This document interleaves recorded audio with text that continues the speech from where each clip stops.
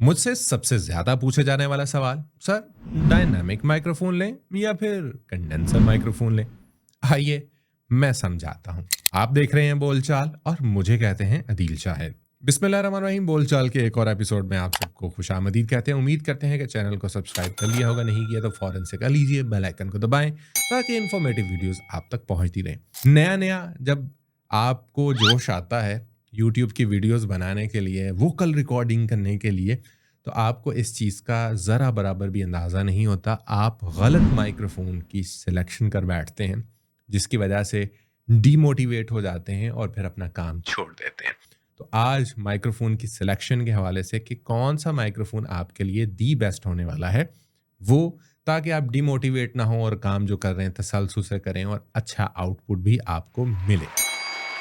Condenser और dynamic microphone के हम डिफरेंस को देख लेते हैं, तो आपको जो डिसीजन करना है ना, वो बहुत आसान हो जाएगा आपको डिसीजन करना।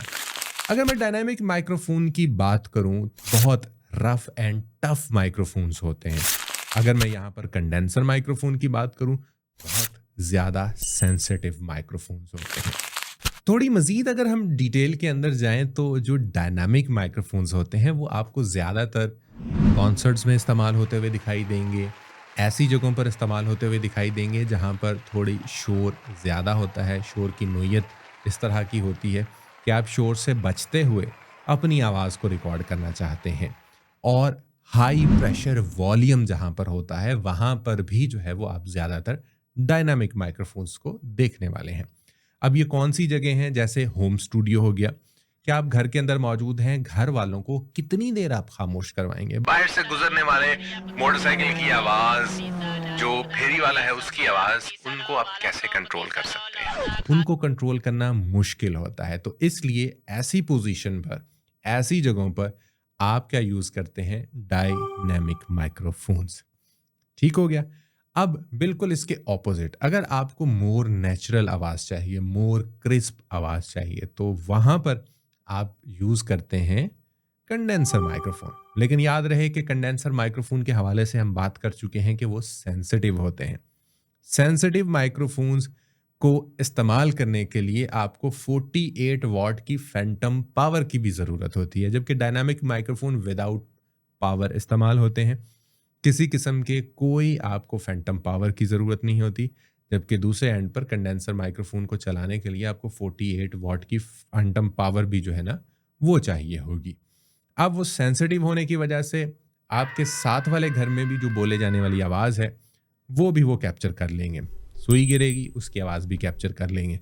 बाहर से गुजरने वाला जो मोटरसाइकिल है, उसकी आवाज़ भी कैप्चर कर लेंगे। तो कंडेंसर माइक्रोफोन्स को वहाँ पर इस्तेमाल किया जा सकता है जहाँ पर प्रॉपर स्टूडियो बना हुआ, जहाँ पर एनवायरनमेंट आपको कंट्रोल मिलने वाला हो, ताकि आप उसको अच्छे तरीके से इस्तेमाल कर सकें और कंडेंसर माइक्रोफोन से जो आवाज़ रिकॉर्ड होने वाली है, उससे आप लुत्फ़ अंदोज़ हो सकें। तीसरी चीज़ कि कंडेंसर माइक्रोफोन को आप हैंड हेल्ड नहीं कर सकते। आप जो ही उसको टच करेंगे, आपके टच करने की आवाज़ को भी वो रिकॉर्ड करेगा, जबकि डायनामिक माइक्रोफोन में ऐसा कुछ नहीं होता। अब एंड पर आ जाते हैं हाई प्रेशर वॉल्यूम, यानी आप चीखें, आप चिल्लाएं, जो डायनामिक माइक्रोफोन्स हैं उनको किसी किस्म का कोई फ़र्क नहीं पड़ता, बस डिस्टेंस मेंटेन करना होता है आपने, जबकि कंडेंसर माइक्रोफोन में ऐसा बिल्कुल नहीं होता। डायनामिक माइक्रोफोन के अंदर आप प्रॉक्सिमिटी इफेक्ट जो है वो भी लगा सकते हैं।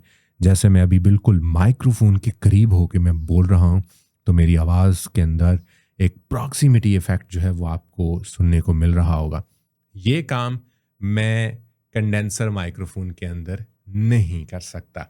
तो ये वो छोटे छोटे पॉइंट्स हैं जिन पर हम डिफरेंशिएट करते हैं डायनामिक माइक्रोफोन्स को और कंडेंसर माइक्रोफोन्स को। नेक्स्ट टाइम आप जब भी कोई माइक्रोफोन ख़रीदने लगें, तो ये ज़रूर देख लीजिएगा कि कहीं आप गलत सिलेक्शन तो नहीं कर रहे। इसी तरह के वीडियोस के लिए बोलचाल के साथ बने रहें। इंशाल्लाह किसी और जगह, किसी और वीडियो में होगी आपसे मुलाकात। अपना रखिएगा ढेर सारा ख्याल। मुझे दीजिएगा इजाज़त। Take care. अल्लाह हाफिज़।